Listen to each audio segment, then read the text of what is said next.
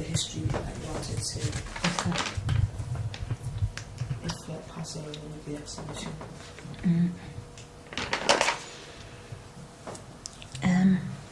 Okay. I'm just explaining what that is. We on? Yeah. This is like a rough draft of the storyboard of Her Story. It's a selection of various images of myself in my life. There's a certain area of my life, the beginning, up until I was, say, 20. And there's a total lack. In fact, in some areas, it's non-existent documentation of myself growing up.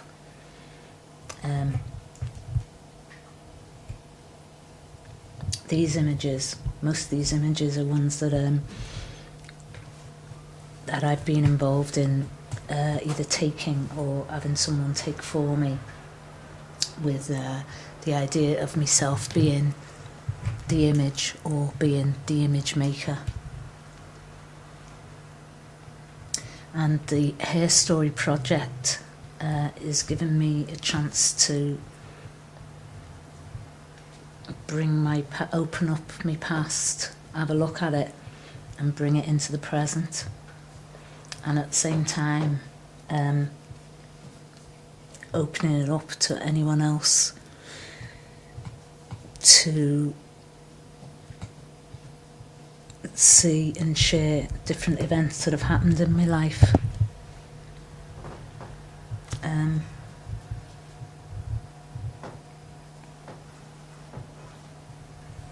Most of the photographs represent particular events in my life, quite profound experiences in my life. Her Story will make all these images available to other people who can sort of, I'll exchange images of myself, and it'll inform in the way of text about what's gone on in my life, and at the same time other people will be able to share and celebrate the events that have happened in my life, and at the same time hopefully it will open up an awareness of their lives and celebrate the sameness and at the same time the differences that we all have in our life.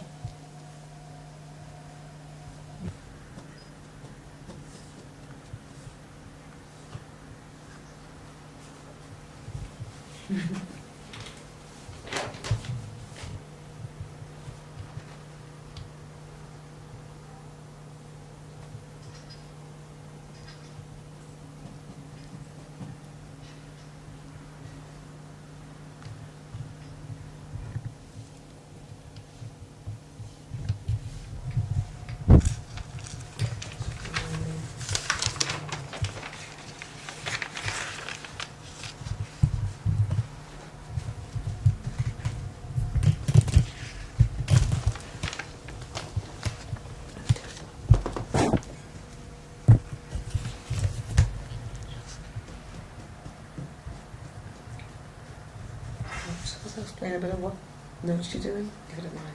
Yeah.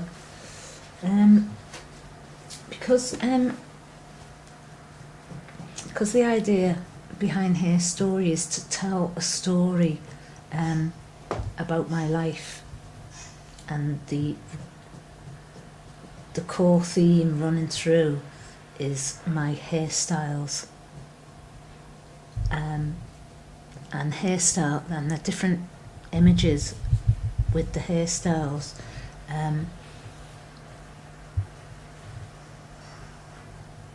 explain the political situation that I'm in, the socially in the way of whatever event it is that's taking place at the time, and culturally in relation to the different people who are in the images with me. Different people, I mean, in respect of culture, race, nationality, and the likes. And so initially, the motive behind her story is for me to have a look at myself, show my faces, show them many faces of myself. That's the motive. The function behind it all is to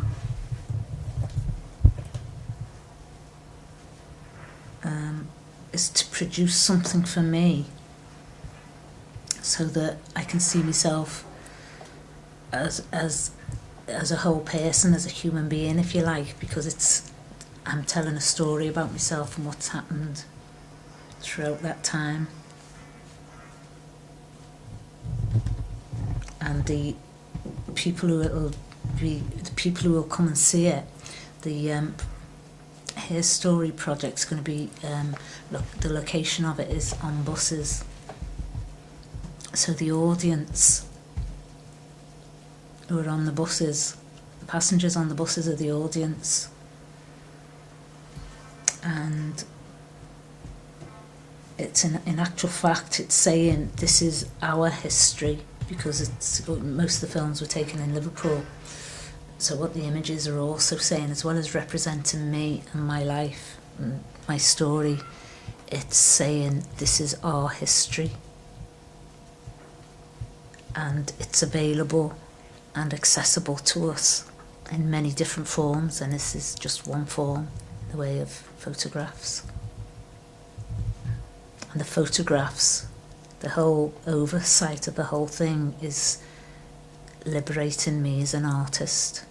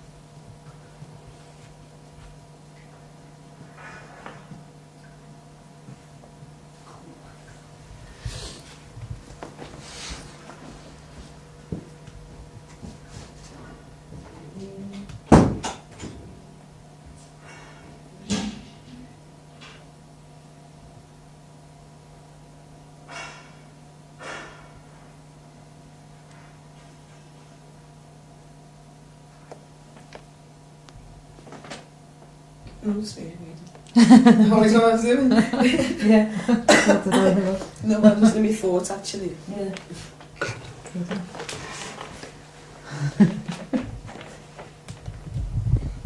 function is history, so make it able to look at my past and also my present, opening the doorway to my sleep.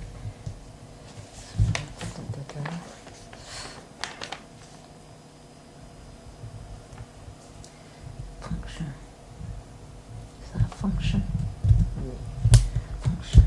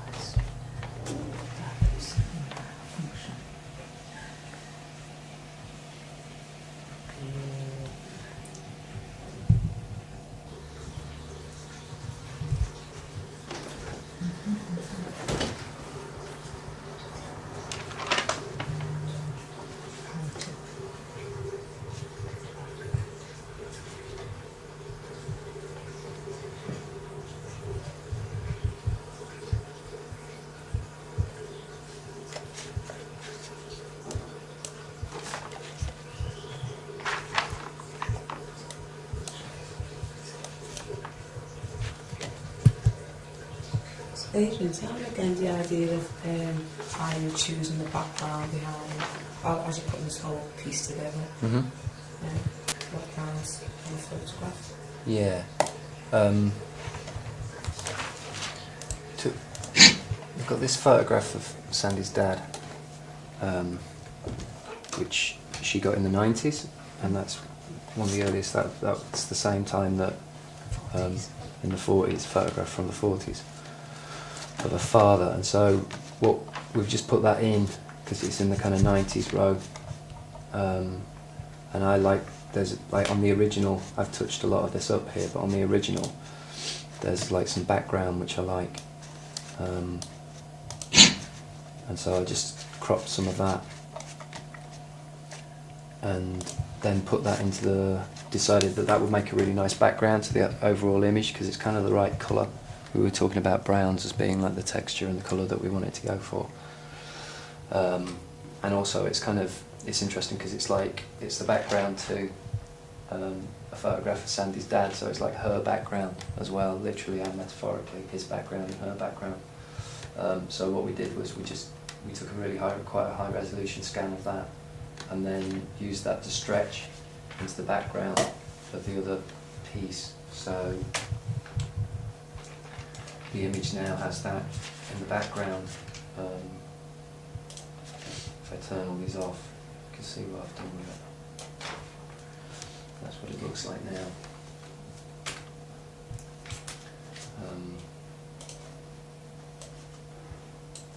It's kind of stretched and a bit, changed a little bit, but it actually looks quite sweet.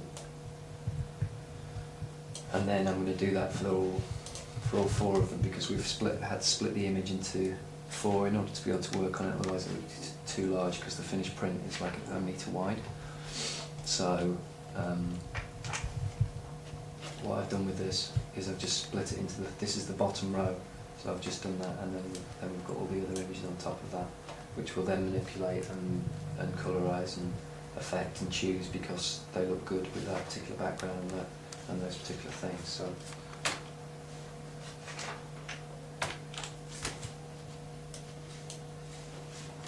and there it is, this one strip. So there'll be definitely three, possibly 4 strips like this that all map together as one big image. And then we're going to use some of Sandy's hair from when she had dreads around the edge as kind of like a border, as a frame. And then also possibly using those dreads as a kind of linking device between the images to maybe run some text along, or we're still at the stage of playing it. Well, Sandy, at this stage in the project, how do you feel it's going? Well, this part of the project's quite slow because the scanning of the images and reproducing them is very time consuming. So over the next few days, what I'll be doing is writing out the text that's going to accompany the images, and the text I'll put in such a way so it runs along telling a story of different experiences and moments that's happened in my life and what they mean to me. So what's your deadline like? With everything sorted, project to be completed and displayed. Well, the actual, like today's date's the 1st of September, and the actual exhibition begins on the 25th of September, which is like 4 weeks away or 3 weeks away. But during that time, all the images have got to be scanned and put into an order and put into a style, along with dreadlocks that's going in the image and the background that all the images are going to be placed on. That's got to happen over the next couple of days so that it can be set onto a CD computer, and then once it's all intact on that, I can take it to a printer's then and get it copied over onto the I think it's laminated photo card, no, laminated plastic of some kind that the bus company uses for their advertising material in the buses.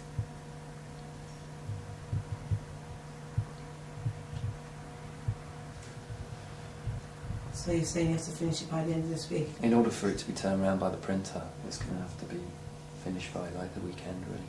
So we've got another 4 days or something to work on it. So without distracting you too much, Adrian, as an artist, how's the project been for you being involved in something like this? I think the project itself is excellent. I just think it's a great idea. I think like hair, like telling a story through a concept of hair, particularly knowing with where Sandy's kind of connection with that is, that's so personal and so sort of wound up in her whole life. I think it's just a great metaphor. I think it's just a really good idea, and I think, and the fact that it's called Hair Story as well is like it's just brilliant. And I think that what's brilliant about it as well is that hairstyle is so connected with image and identity anyway, but it's something that everyone can get a handle on. Everyone knows how they want themselves to be to the world, and one of the ways they are to the world is through their hair. It's the way it is. It's a kind of very democratic fashion statement about identity. So I think everybody can relate to it on that level. So no, I think it's great. I think it's really good. Yeah, I'm with Hair Story, with it being the theme running throughout the Hair Story project is hairstyles that I've had throughout my life, and I think the simplicity of something like that for everyone else, for anyone, as far as audience who's going to actually look at it and see it, they'll be able to relate to themselves in the story, because I'm sure most people have had various different hairstyles, and depending on where they've been in their life is how they've wanted to look or how they've ended up looking. So something as simple as doing your hair a certain way before you leave the house and walk out onto the street where everyone can see you is about your involvement in that period of time, the culture in that period of time, because how you look is the style or a fashion or a cultural statement about yourself, about where you are and about what's going on around you. Yeah, they're not in the order that they're down, Aren't they? No, because I've moved them around quite a lot now. Yeah.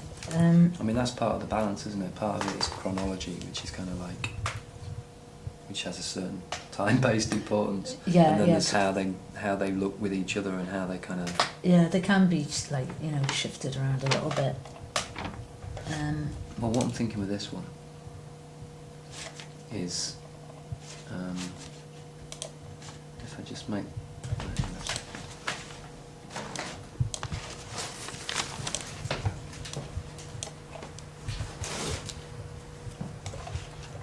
Is if we take that and just transform that layer, and just scale it down.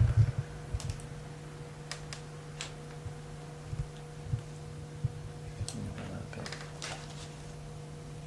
About that big. Maybe a little smaller.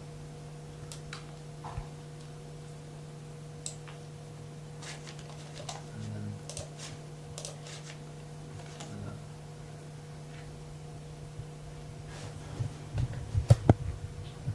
And then leave that like that. So we start to get some sort of. Yeah.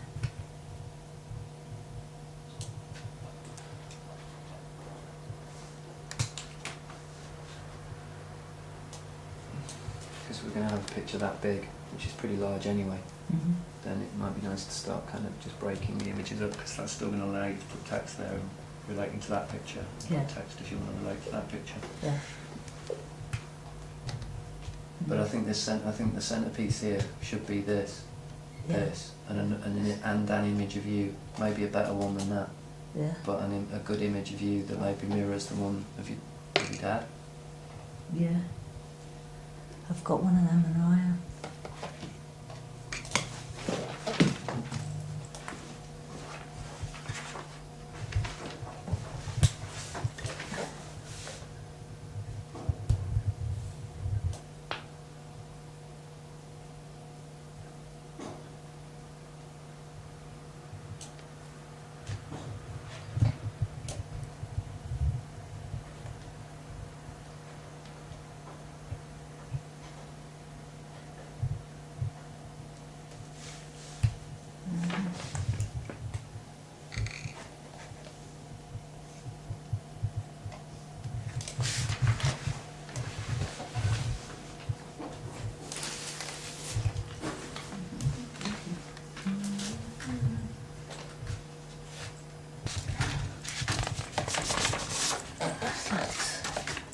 You know, just have a look at it for us. Okay.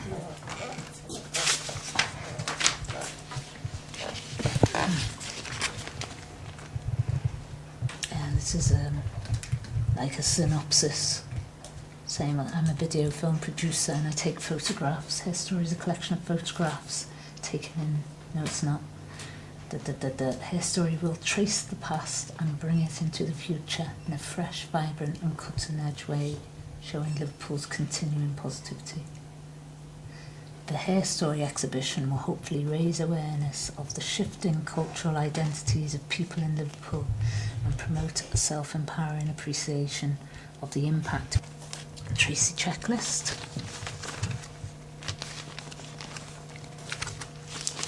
So how did you find out about Tracy?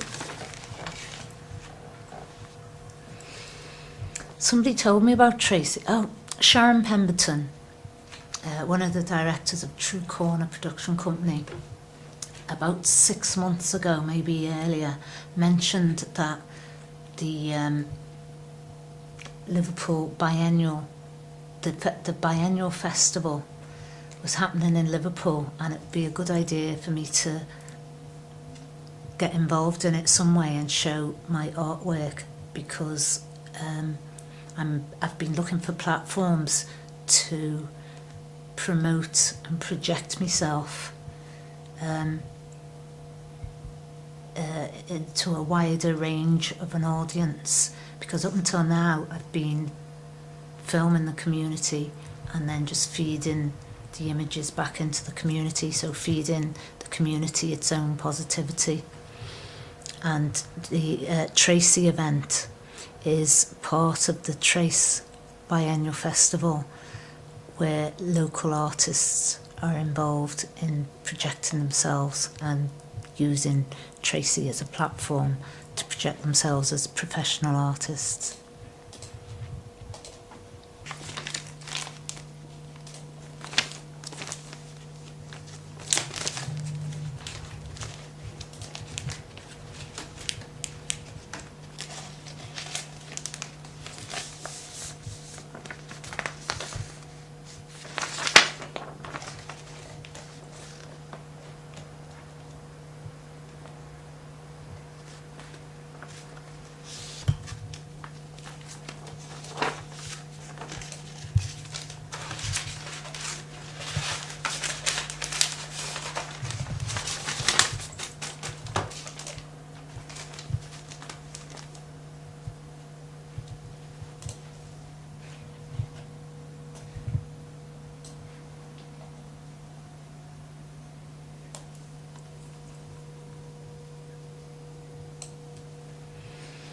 There's a list of the people who invites are going out to.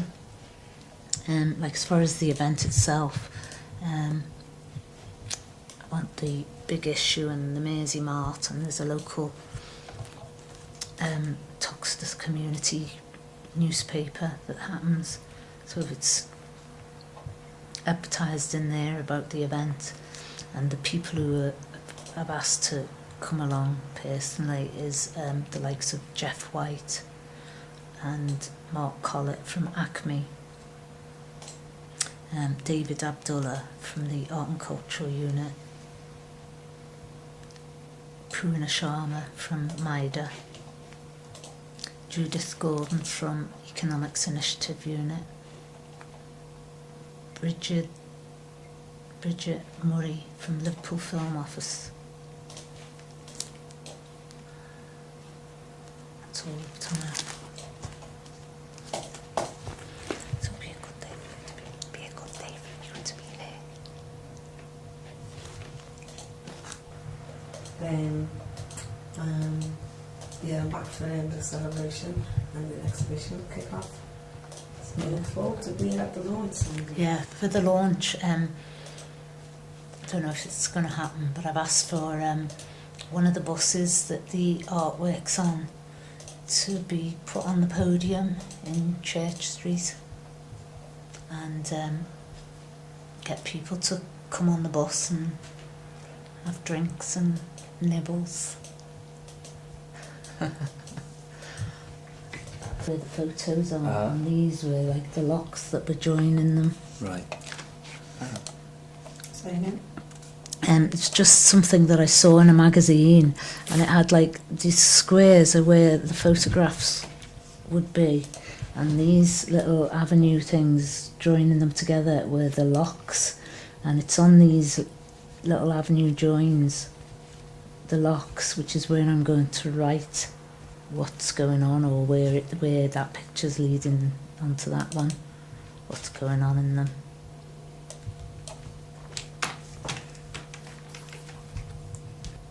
So what sort of flyers are you having designed? I want something very plain and just straight to the point, saying what's going on and where you can see it. I want to make it, what's the word now when it's,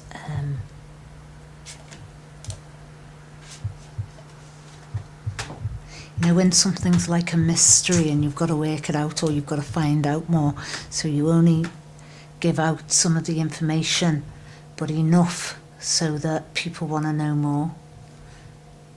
A lick. Like a shot. Yeah. Office blocks and shops and that. So it's right next to the lake, which has been made to look like a seaside. It's got a beach. It's quite wacky to see it with the beach right next to the city centre. And Lake Michigan is so vast. Where's that again? In Chicago, Lake Michigan. It's so vast. It looks like it's the sea because it's lake right up to the horizon. Photographs and that, all this treatment that Adrian's done on the photographs, where you can lighten up dark areas and colour in blotches by cloning the space next to it and the colour and texture, and just putting it over onto where the blotches or the glitches are. You can do that with video. That'll be a good one to get. Photos and stuff. Yeah, you'd be able to do. I'd be able to do that with all my old archive. Yeah, Anything, yeah. just like in terms of colour grading and everything, I mean, it's all Yeah. it's all there to be had. Yeah, and this is where we'll be taking our footage onto, or through the next landing stage and transition. Up there, isn't it? Try that.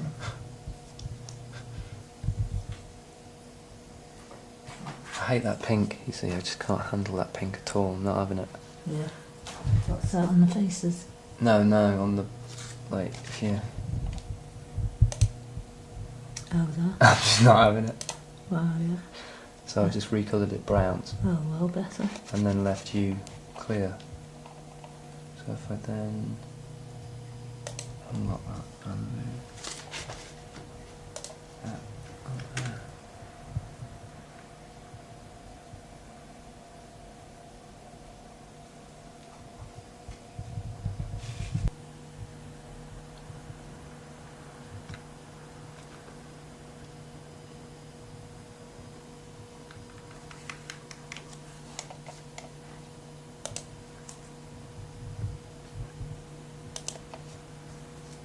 Some sort of colour from in there.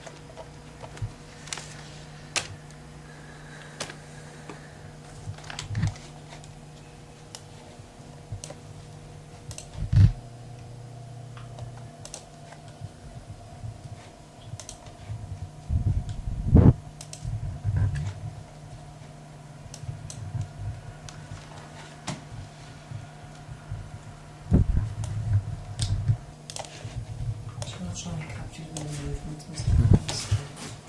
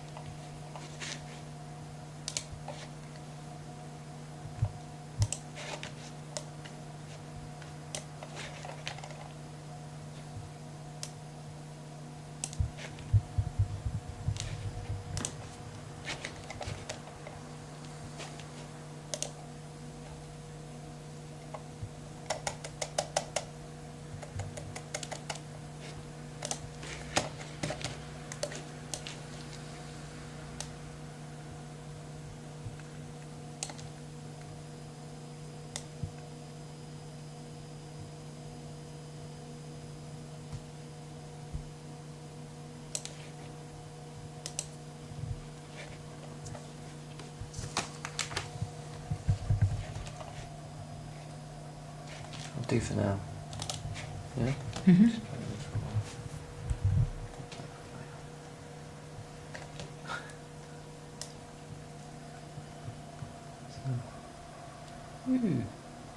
So you could stop it from being quite as pink. You're just making it a bit richer. Yeah.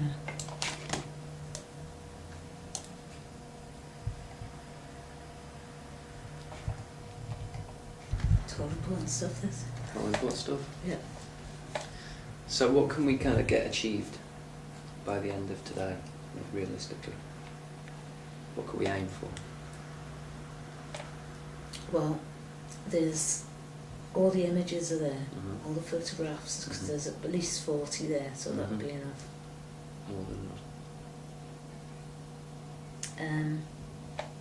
In relation to what you're doing, I think only you can say how much you can achieve on that.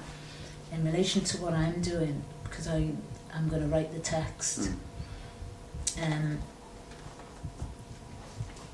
got a better idea now of what's going in the text.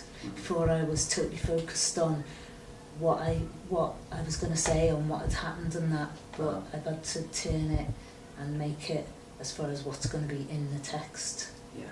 alongside the images, telling the story. Yeah. So it's about it's just about changing the language I'm going to use. I know what I'm going to say in that, but it's about finding the necessary language to be used as text to run through the images, through along the dreadlocks. I've got, so like I said, I've got them down. I've just got to get a quiet space and just write it all out. So is there anything, so you think the scanning and stuff like that's finished? Pretty much, I think. I mean, I think there'll be things we tweak. Yeah, just little alterations or.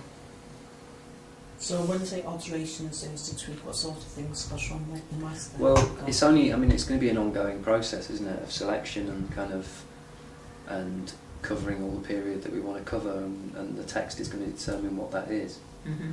And so there's a possibility that later in the week there may be something that you want to express in words which we haven't got an image for. which we may have to throw one in. Do you know what I mean? I think we should keep it as open as we can all week. I don't think we need to say, okay, we've finished that part of the process now. I mean, it'd be good to have that in mind, that we've finished one section of the process or whatever. Yeah.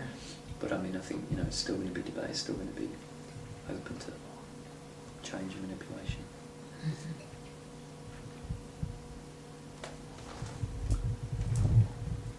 Yeah.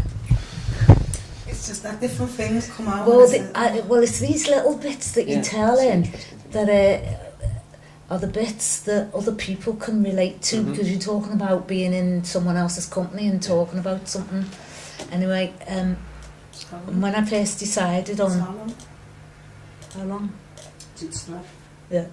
I remember, like, we've got the images down to about 40 now, and it's taken me about 3 weeks to get it down to 40, because I had that many more that I wanted, that I liked, but then it was about being selective and choosing the necessary image of me that was in a different sort of period of time in my headspace and what was going on, that I had to select. But and I remember when I first started the idea of the project, and I was talking it out with different people, and I was talking to Keith Biggins, and when I said about hair story, you know, theme of all my different hairstyles running through, and he was going, oh yeah, like that, and I went, yeah, you know, because I've got loads, I reckon at least 30 or 40. He goes, what, you've got 30 or 40 different hairstyles? And I was going, yeah, I have actually, I must have. And then I remember talking to Keith when I first met him, like about 10 years or so ago, and I remember talking to him about his locks and how long they were, and I said to him, when was the last time you had your hair cut? And he said, when it was then, he said it was about 15 years previous to then, and I'd known him like 14 years I think he said it was, and I'd known him for about 6, 7, 8 years. And I thought, yeah, no wonder, Keith, you're surprised that I'm going to have that many visual images of myself, because Keith's let his hair grow for that long in that style. That's the one image that's gone through a number of years of his life. And I remember saying to Jane how I saw that as being, that's what I call stability, because you stay with yourself where you're at. I had to round it off like that, because it's about getting it cut into a hairstyle. Yeah. You know, like, and if you grow your hair into a hairstyle, that's one form of fashion and style, or fashion. And if you cut it into a hairstyle, that's the other form. Yeah. So one's fashion, being fashionable must be getting it cut and styled. And being stylish must be where you just let it grow, it take its natural course, and then it grow into its natural style then.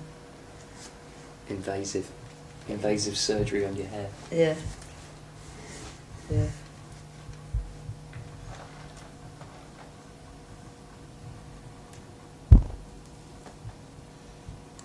In the children's home I was at, and they had like a section for girls and a section for boys, and they used to always send me in the boys section, where they just sheared all my hair off, because they didn't have a clue what to do with it in the styling section where the women went.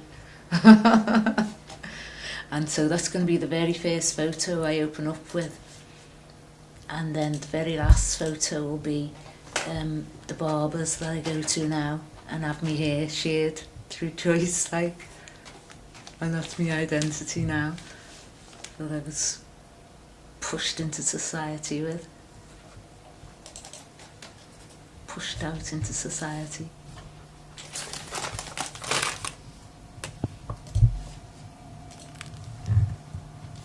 Funny, isn't it, the way life comes back round on you?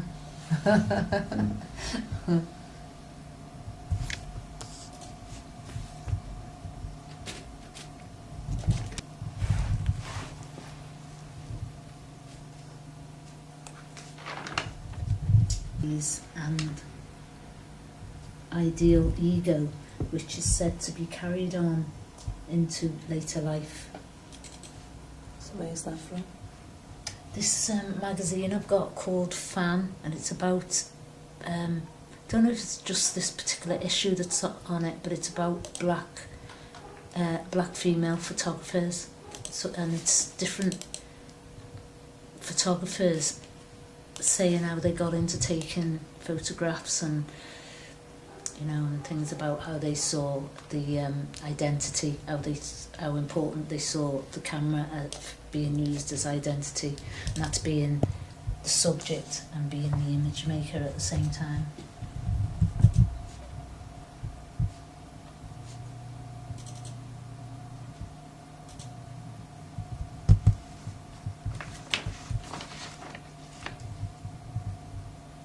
So Sandy, do you remember the name of this barber who got it on it, just as hairstyle? Yeah, I don't know. Has it not got it on it? I bet it was something like Bob's. And where was this? Bob's Barber or something. What city? In Bristol.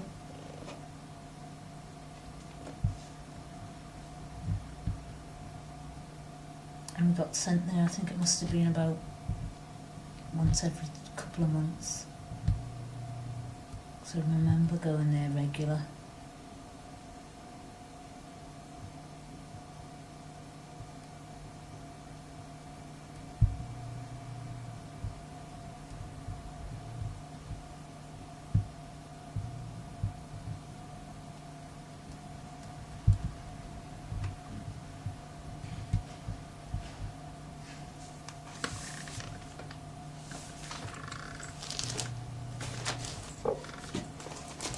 And it was in a pub. It was called the Holt House. It's in Kensington. And it was the first. They were dead racist in there. They were sexist. All the guys used to go and drink in there, and it was dead obvious. But by that age, I'd had that much abuse anyway. It was nothing. Hearing somebody talk about race in a horrible way.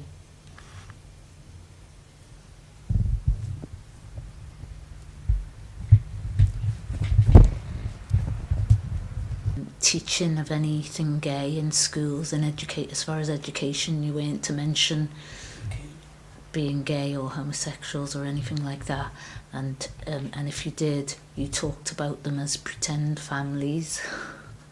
And it was when all this sort of literature came out, explaining how the education system had to take on the issue of homosexuality, and it was quite funny really, because they were really obvious and blatant about if you did have to mention it at all, and gay people living together, you had to say they were pretend families, and that was the phrase that you had to use. A march, but Liverpool had a day of events in Hollywood, and they were making it big, and they just had a few number ones. It was magic that time. It was in the early 80s. Frankie Goes to Hollywood. And I went over there just for a week's or a weekend, it might have been, holiday with him and Jane and Ra. Because they were, Frankie Goes to Hollywood were staying in this big castle there, and it was a studio where they cut records, and they were there doing that. The video in, I remember, and I was in my 40s. So who's again? Just you done what? Chris Bernard, and no, that's Frank Clark, and but him, Frank Clark, and Chris Bernard wrote. One wrote, one directed. Chris directed, and Frank wrote Letter to Brezhnev, and but it was in '89 when I was hanging around with Chris and that anyway from well before then, but in '89 it was like shortly after Bobby had died, and I was in like my late 40s, and it was like that. He was going, and I was chefing it. That was it.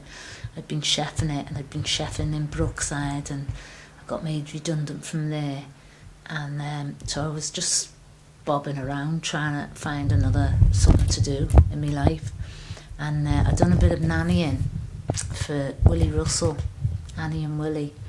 That lasted about a year or so. And Chris Bernard said to me, he says, oh, why don't you get into video? Video was just starting to be a regular sort of occupation that people talked about then, because the video camera was just starting to be sort of accessible to everyday kind of people.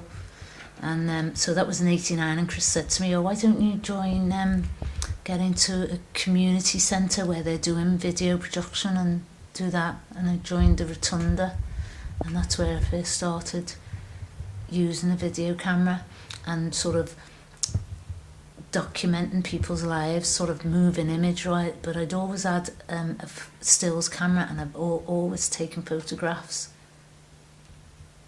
you know, which is where all these photographs have come from. What I've always done is I have always documented people in my life and my own life. This Acme marketing I was going to go in for, well, it's not happening now, because initially when I first got accepted from Acme for a grant, it's for research and development, and Rosie was doing the research and development study and was going to write the report on that. And then as time's gone on, there was this marketing development deadline happening, so Rosie sort of transferred all the information she got and applied it to the market. She said, oh, she'll do that for me. Applied it to the marketing, and then it was like, you know, she wasn't available to do True Corners marketing and developing application, so, you know, she had to drop one, and mine got dropped anyway. So what's happened, because the marketing and developing Acme money was like a big jump over to where I was going, but it wasn't really going at the pace I was going at. Like the research and development study hadn't been done. Well, it had been done, but it hadn't been written out. So it was like that was getting put to one side, and Rosie had jumped over to do the application for the marketing. So because that's not happening now, it's like the research and development will happen now at its proper pace and as thorough as it's meant to be and the way it's meant to happen. So, and that happened with me photographs in a way as well, because I sorted out all these photos from 1994 and I got them down into different headings. Like I've got like the likes of these, and I love these because you know, some of the people on them aren't here anymore that died, and you know, this is only like 5 years ago. It's like, oh, you know, just shows you that, you know, in such a little time what difference it can make in people's lives. So I was sorting them out. There's our Brian. I was sorting them out, so I've got like Boys in the Hood, you know, and the boys, I mean the likes of, you know, Brian King, you know, the likes of Tracy, you know, Skinny Paul, Little Misha, you know, these are all what I call boys in the hood. You know, there's Nelson there. Nelson's not with us anymore. You know, Frank, Coco, Chris Shears, all people like that. And there's our Redmond. These are who I call boys in the hood, because they have to live their lives, because they live their lives dead openly on the street, you know, and you know, no skeletons in the closet kind of thing. So there's boys in the hood. There's the likes of these kids. These are photographs of all the kids that I took photographs and filmed in 1994. Jack, Maya, Joe. There's a little girl at Sean's party. Cora, Daisy. You know, there's our Rob and Fabian. You know, so there's all photos out, you know, look at this one. Kids in the back of this, I think there's 10, 1, 2, 3, 4, 5, 6, 7, 8, 9, there's 10 kids, and Michael Carney, there's Mike Carney again, you know, Liam, don't know, there's Cora, there's Rowan, Margie Clark's little girl, Sonny, Kim and Keith's one, little Joe, you know, there's all these kids, Rob in the bath, all these kids that I want to be seen, I want to put them out The London family, Eugene. And these are like different events where I've been and films, birthday parties or barbecues or just other events that happen in the streets. And it's about being there. It's Eugene, he wants to do what I was doing. Sonny, not getting his own way. He is there though. It's nice, that one, isn't it? You know, look at these kids. I want these to be seen. I want these on one of these kind of storyboards I'm writing. Look at Liam and Tashan. You know, that's when they're little. Look at our Rob there. You know, I want these kids to see themselves. You know, so it'll be events like this where you put them out on display, and it's about opening up your lives so other people can see, you know, see your lives, see the similarities and see the differences. I love filming different people now. Yeah. Yeah, 29 minutes. Yeah. Okay. You know, here's another section, happy families. You know, it's me, Rachel, little Rob. You know, there's Rachel, her mum, Tashan. You know, parties, kids' parties, Mary Lamb and her little boy. He's, you know, he goes to school and all that now. Look at him in there. There's our Lucy. So there's all things like this that have happened. Alice, Jasmine.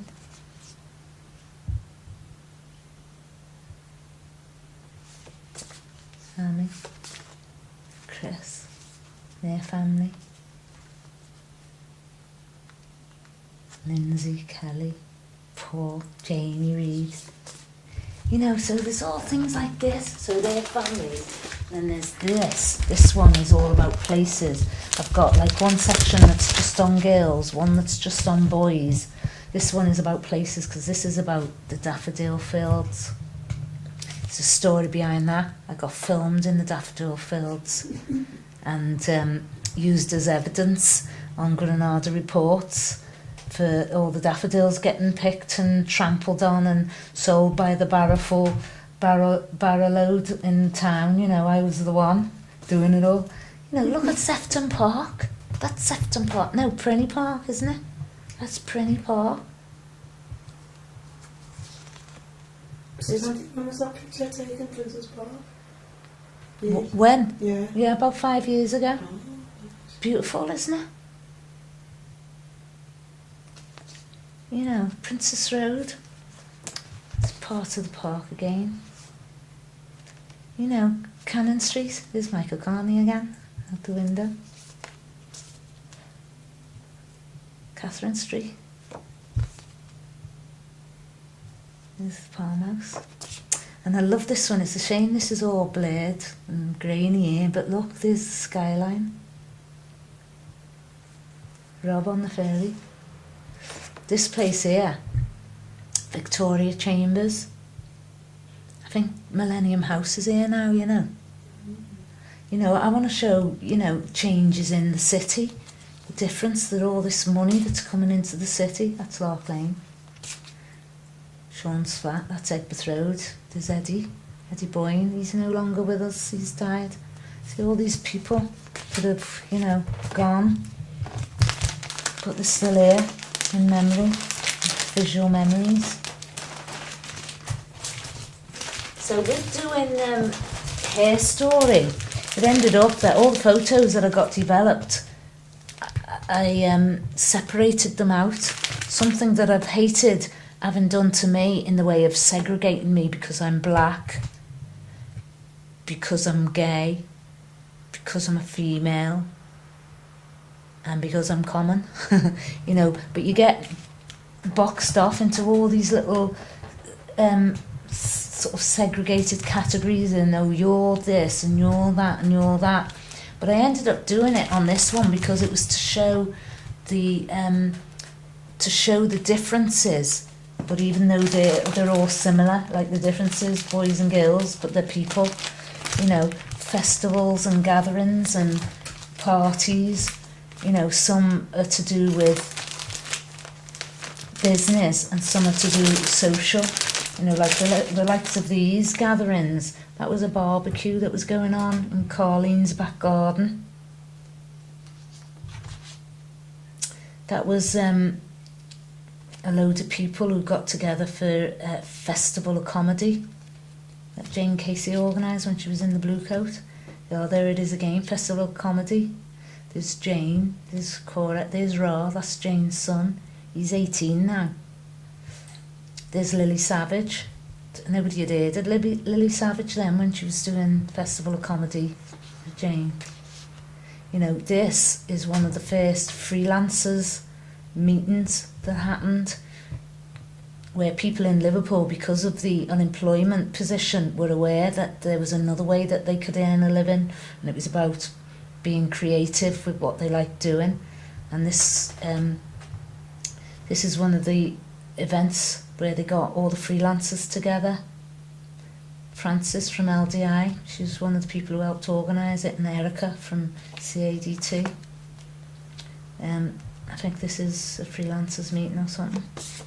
This is another meeting, them boys and girls. You know, there's Billy from the Blackie and a Lulu from the Blackie. There's Terry, I've got her address for you here. There's Terry who came over from New Orleans. Did you recognise her? Can't see too long the lights shining closer. There's Pride that was happening in London. You know, got photographs of that. More Pride. More Pride. More Pride. See, and now like these people, there's Elaine, there's Paul Rutherford, Colin, Rothwell, Sharon, Anne, this Sean McKenna. You know, all these, most of these people, all these, in fact, him, here, and here, they're all from Liverpool, and we're all down in London for a Pride Day. So, you know, there's all events like this, and which need documenting as far as I'm concerned, because it's about history in the future. You know, we've got access to media, technology and that, so that means history in the future is whoever gets their hands on the technology and makes it. That's one of the reasons why I'm doing what I'm doing, because I want to make history. I want my history to be in the books when I've gone in years to come and go, oh, did you hear about Sandy Hughes? Was she then, eh? You know, and it's about that, isn't it? And depending on who's got the media technology is who's making the history. And now, as far as mainstream media is concerned, in the BBC, as soon as you pick up a camera and film something, anything, doesn't matter what it is, it's classed as archive. So the minute you film something, that's archive. It's great. We can all have archive. Archive means footage now. Doesn't mean, you know, those who've got the most power and the most money with the best technology. It's accessible to everyone now, and anyone who wants to use it.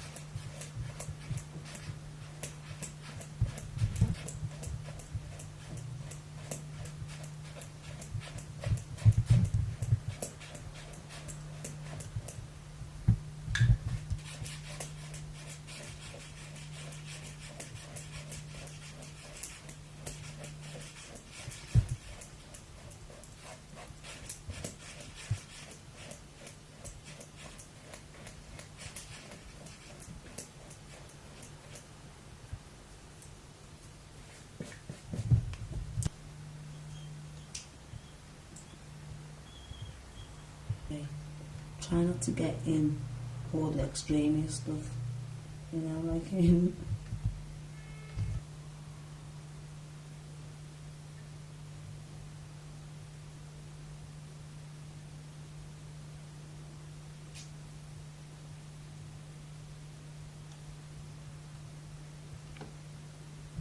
I like that. Yeah, so would it be possible to sort of leave the imaging where that is now? Because that's more or less the scanning's complete in itself, like, isn't it? So it's just individual alterations you might need to make to use it. What about the invitations for the launch? No. Not today. No. We should pursue this, I think. We Yeah. should get, I mean, the priority is to get the exhibition working, isn't it? Is to get the piece ready for the exhibition. Yeah. So I mean, anything else is extraneous to that. So I reckon until we get this done, we just bat on with it. Stick on to it. Yeah, because otherwise we are going to end up with no time, Yeah. and we might have a perfectly beautiful flyer and no show. Which, you know, there's something to be said for that occasionally. I think publicity the thing is the thing that lasts. Yeah. So what things need to be done on it? So I'm just asking. That's my next question. And as an observer, you know, when I see it, I'm like, okay, well, what is it you need to do? Is it a graphics thing or? Well, what I think we need to do is we need to get it down to a single image. I mean, as I've said before, the proportions on the image that you've got there is one layer too deep. Yeah. So it's one whole strip too deep. So the proportions of the actual finished piece are this. They're like to the bottom of this line here, where that white line is, all the way along it. That is the proportion of the piece. So this, either we need to shrink everything down so it fits into these proportions, or we need to do something with this one, and we need to kind of move them around and make them start to look stush. You see, I mean, like, some of them are taking too big a precedent, I think, for what they're actually saying. Okay. Do you see what I mean? Yeah. Like, that's kind of too big in a way, Yeah. because it's right in the centre of your gaze, and it's almost like that's the pivotal photo, and it's not. It's not in any way the pivotal photo. I know which one is the pivotal photo, but that is the pivotal photo. Yeah. That one there is probably one of the most important photos in it, and that comes at a particular time in your life as well. So, I mean, like, the way I've done it on the bottom row is with that, your American family, and a picture of you as like a little centerpiece to that, so that it kind of balances the whole thing. So that's the point you've kind of reached, and then the few after that should be saying what you've done since then. I think. Yeah. Really focus in, and really tell a story. Tell the story of what it is. So, and so I think we need to be thinking in that kind of way in order to be able to give these due importance and say what kind of relative size they want to be vis their importance in relation to their importance in your life, and how they're going to work with the words, and how, you know, what text, you know, how much text we're going to need per image or around each bit and stuff. Yeah. So that we can then start to get an idea that the images are justified by the story, not the other way around. Yeah. Yeah.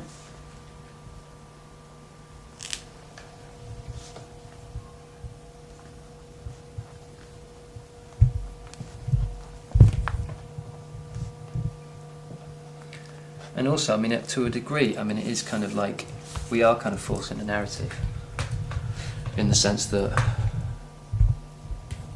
I mean, we may give too much importance to the fact that you found your dad, but in terms of an audience, that's something that everyone can relate to.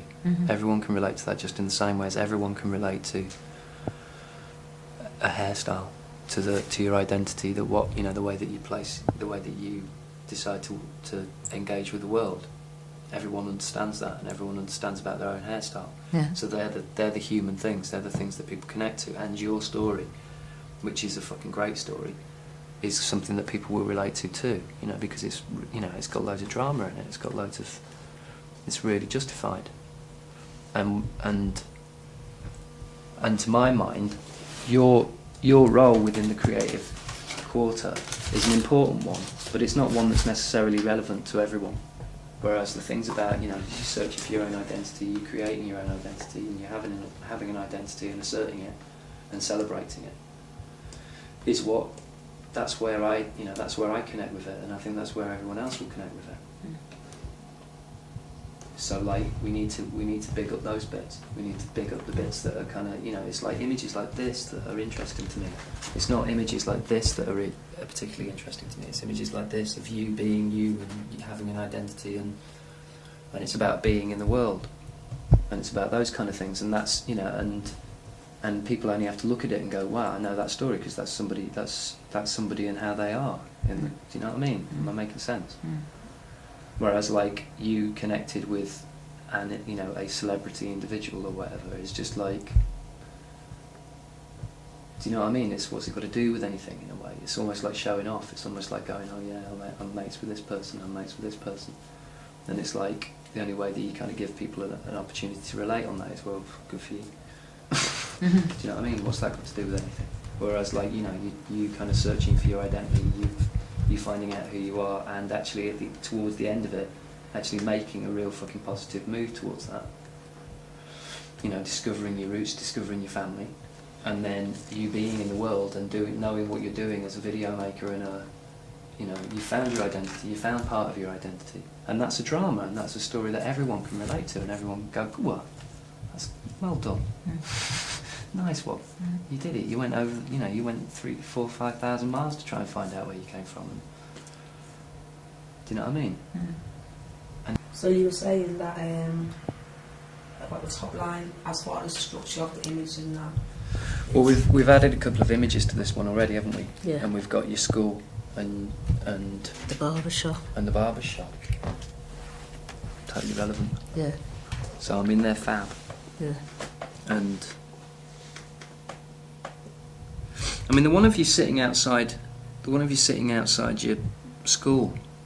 Yeah. I mean, it's really dark on you anyway. I mean, we could actually just zone that right down, so that because it's not you sitting there when you were at school, it's you sitting there a few years later, isn't it? Yeah. And like we could actually Visually and Yeah. verbally, like. yeah. So was that again, Adrian, about you saying about the picture of Sandy and what it represents? Are you trying to pick out and scale up the images in the story? Well, we've got a photo. We haven't got. One of the things that's central to this is we haven't got any photographs of Sandy when she was at school, but we have got a photograph of her sitting outside the school, like some years later, sitting on the wall.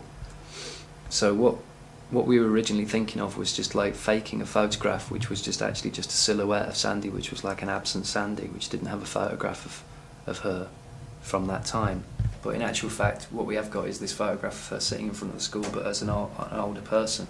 And so what we're talking about is, why don't we take that image and sort of reduce Sandy's part in that to a silhouette, and have a bit of text which says this is the school, but there aren't any photographs of her outside the school or in relation to the school, and actually let that, so that the photograph itself tells the story, so that just what we've done to the photograph is kind of justified by what was going on in the story.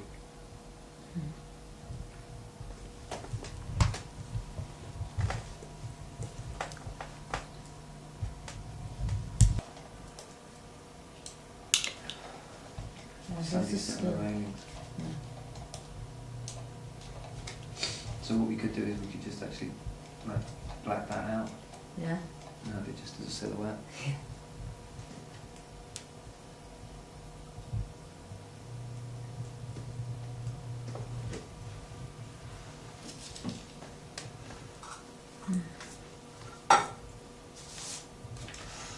So let me see. The safest way to do this is like that.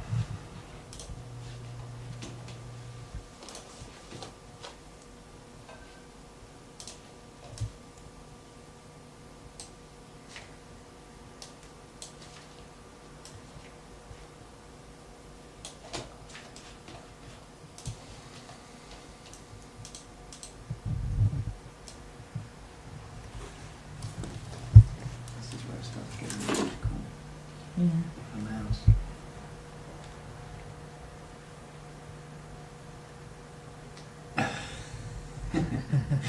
Start again. Let's make it into an afro.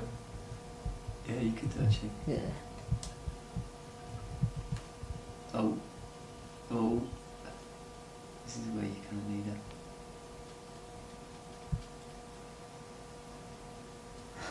Can't you stop it, like, so you get your No. place again, like? No. You can't. It's horrible, isn't it? Yeah. It's going to keep driving and coming down. That's alright.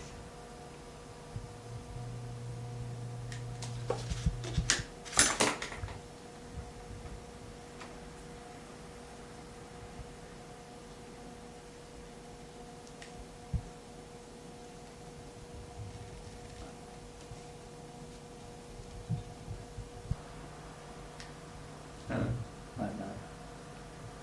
Oh, that's alright. There's my foot there.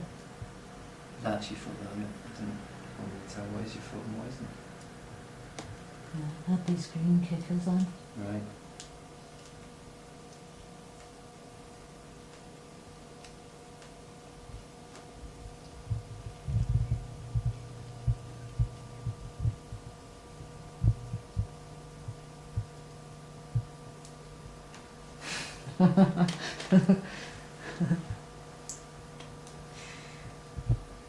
Oh, look how much further my foot goes. Yeah, it does, doesn't it? It's alright, I can add to that actually.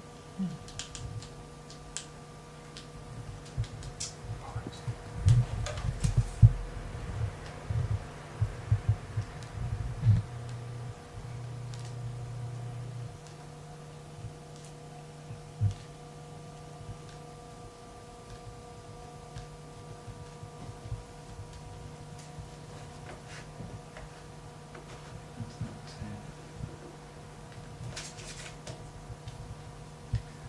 okay.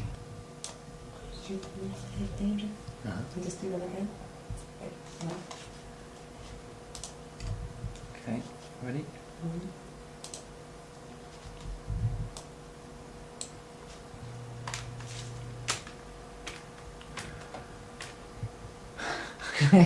This is kind of like, it works, doesn't it? Yeah. Kind of works. Yeah. If we lightened up the other one.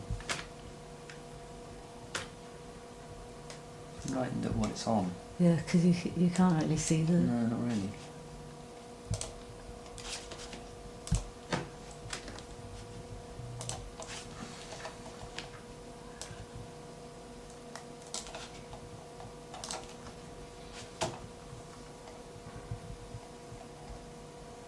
Go on then.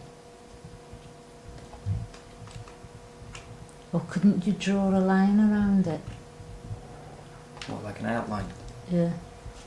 So that emphasises it. Yeah, you could. Hmm. Oh, of course.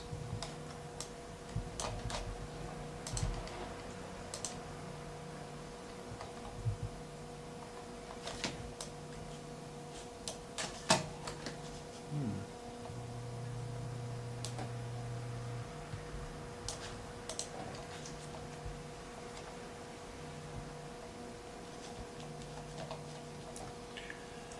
Yeah, let me think.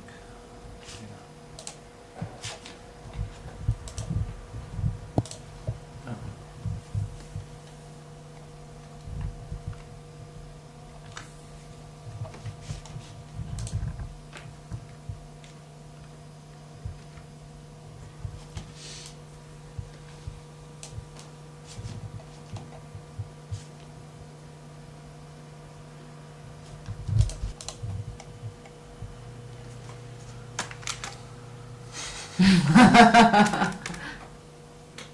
Oh. It's quite cute actually. To make it a bit thinner. Yeah.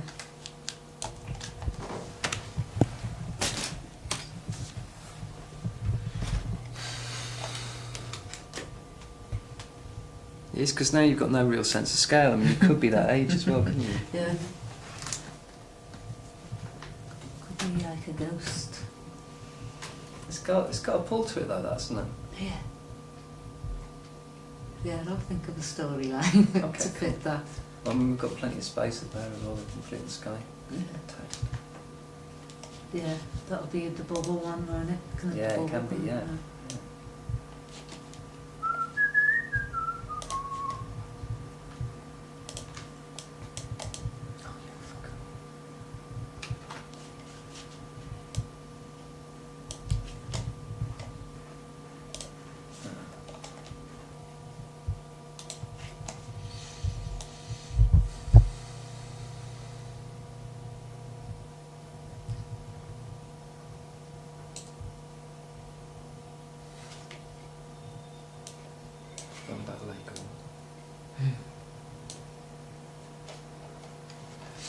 still some space to move things around as well.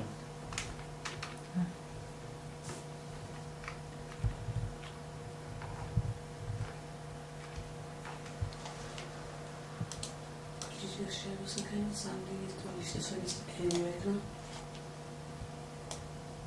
please. Do what? The image what you just finished, something Sandy does. Yeah.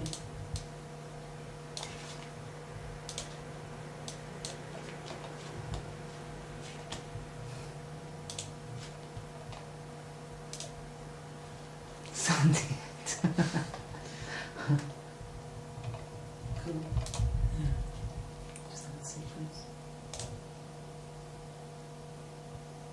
Sandy, and quite from this moment. So far, how do you think it's gone in with this new piece of work that's just been working on? It's kind of keep it pushing. Yeah, it's given it loads of depth in respect of the kind of text that's going to accompany the images. The fact that the figure of me is being turned into a silhouette, because it was a school I went to in the 50s, but I went back there, I think it was in the 70s, maybe the 80s, just to see if it was still there, and it was.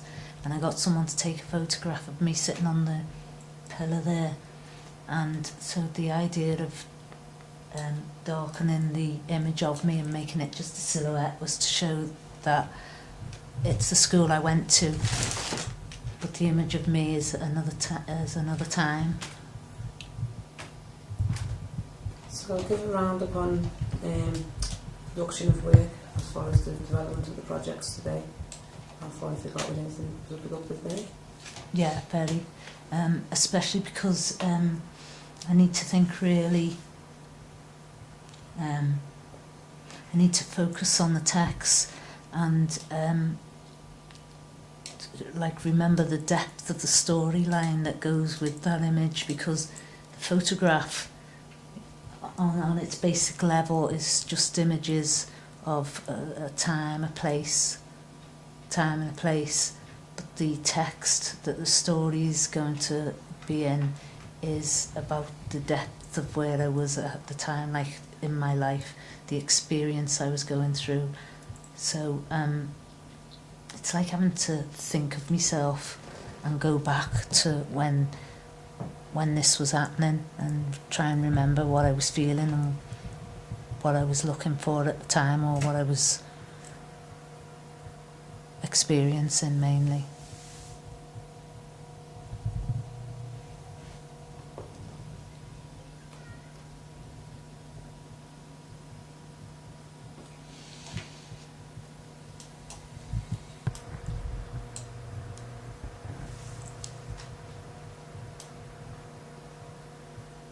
So we could put background in this one as well.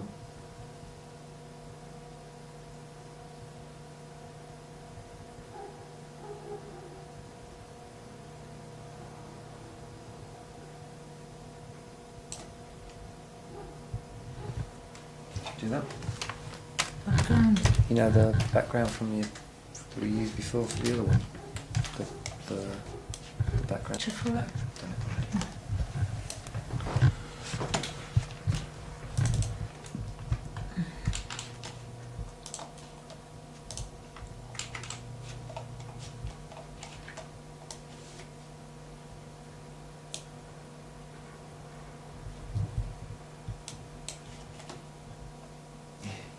What's that? Oh, that's me sitting on that.